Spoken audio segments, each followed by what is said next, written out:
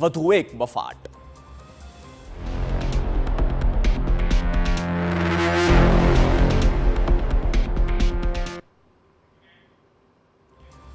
સ્વામિનારાયણ સંપ્રદાયના પ્રબોધ સ્વામી જૂથના એક અનુયાયીના નિવેદનથી ભડકો થયો છે। અત્યાર સુધી તો સ્વામીઓ જ વિવાદમાં હતા, પણ હવે તો આ વિવાદને આગળ વધારવાનું કામ તેઓના અનુયાયીઓ પણ કરી રહ્યા છે। પોતાના સ્વામીના વખાણ કરતા કરતા અનુયાયીઓએ કહ્યું કે ગંગાજીને પવિત્ર સ્વામીજીએ કર્યા। જી હા, ગંગાજીને પવિત્ર સ્વામીજીએ કર્યા હતા આ નિવેદન આપ્યું, અને આ વાતથી સનાતન ધર્મના ભક્તો આક્રોશમાં આવી ગયા છે। ગંગાનો પવિત્ર પ્રવાહ છે, પવિત્રતા આપનારા જે પ્રભુ છે એવા સંત આજે સ્વયં આપણી વચ્ચે પધારવાના છે। સ્વામિનારાયણ સંપ્રદાયનો વધુ એક વિવાદ। પહેલા સ્વામી અને હવે અનુયાયીનો બફાટ। કહ્યું ગંગાજીને પવિત્ર સ્વામીજીએ કર્યા।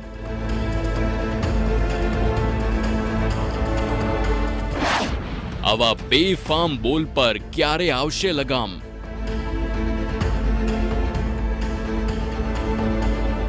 સ્વામિનારાયણ સંપ્રદાયના સાધુઓ અને સ્વામીઓના એક બાદ એક વિવાદિત નિવેદન સામે આવી રહ્યા છે।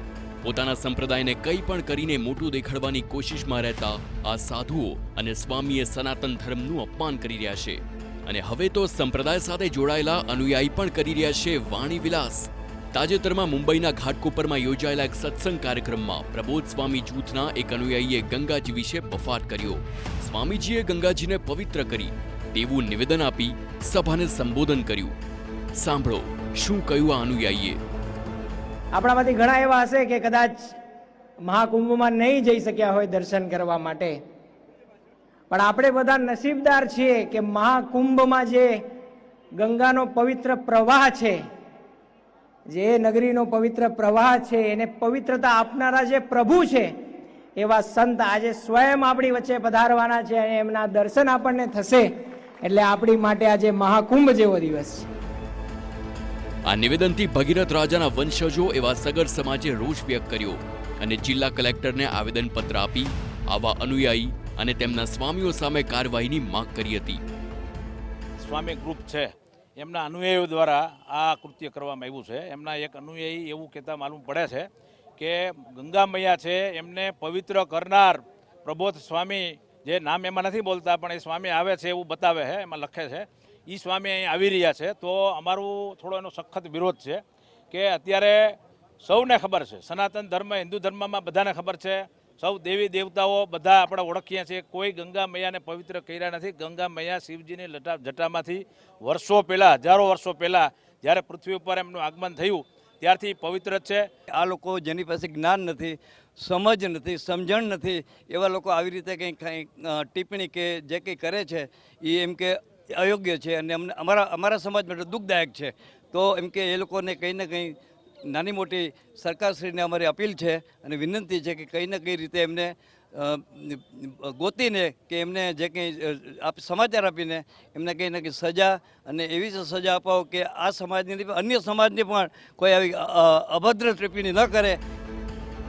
અવારનવાર આવતા વિવાદો વચ્ચે હિન્દુ સંગઠનો પણ હવે મેદાને આવી ગયા છે। હિન્દુ જાગરણ મંચના સંયોજકે દાવો કર્યો કે આ સનાતન ધર્મની પાંખ છે, અને સનાતન ધર્મ અને સ્વામિનારાયણ સંપ્રદાયના વડાઓએ બેસીને આ વિવાદનો અંત લાવવો જરૂરી છે।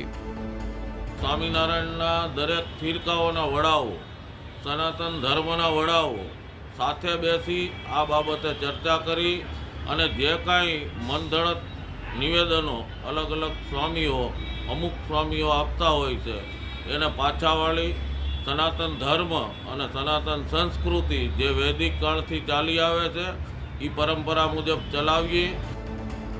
વિવાદ વકરી રહ્યો છે, ક્યારેક સંતો તો ક્યારેક સંપ્રદાયના પુસ્તકો રૂપે, તો ક્યારેક અનુયાયીઓની ડંફાસમાં સ્વામિનારાયણ સંપ્રદાય પોતાના ધર્મને ઊંચો બતાડવા અને હિન્દુ દેવી દેવતાઓને નીચા દેખાડવાનો પ્રયાસ કરી રહ્યા છે। વિવાદને અટકાવવો હોય તો નક્કર કાર્યવાહી કરવી જરૂરી છે। સનાતની ધર્મ ધુરંધરો શા માટે આનો વિરોધ કરતા નથી એ એક પણ પ્રશ્ન છે, અને સરકાર છે એ તો સ્વાભાવિક છે કે સરકારને જે ધર્મ ટેકો આપે એને છાવરે, એટલે સરકાર પણ આમને છાવરી રહી છે. મારી દ્રષ્ટિએ યોગ્ય નથી. એ સનાતનનું અહિત છે. જલારામ બાપા અને ભગવાન દ્વારકાધીશ પર કરાયેલી ટિપ્પણી પરનો વિવાદ હજુ દૂર થયો નથી.